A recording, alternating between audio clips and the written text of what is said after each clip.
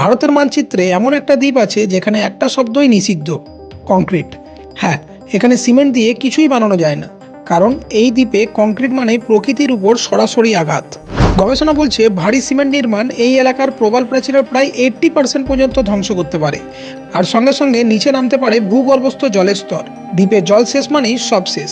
এই কারণেই দেশের সর্বোচ্চ আদালত এখানে বালি খনন পুরোপুরি নিষিদ্ধ করেছে। তাহলে প্রশ্ন উঠলো, কংক্রিট ছাড়া কি উন্নয়ন সম্ভব? কংক্রিট ছাড়া কি লাক্সারি ট্যুরিজম টিকে থাকতে পারে?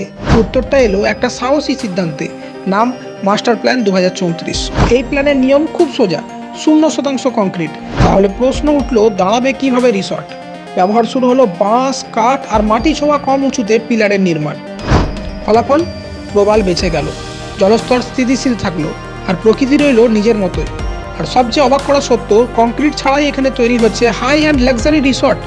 পর্যটনের আয় প্রতি বছর বেড়েই চলেছে। এই দ্বীপ প্রমাণ করে দিয়েছে প্রকৃতি ধ্বংস করে নয়, প্রকৃতি রক্ষা করেই ভবিষ্যতের সবচেয়ে বড় ব্যবসা গড়ে ওঠে। আর এই দ্বীপটির নাম হলো হ্যাভলক আইল্যান্ড।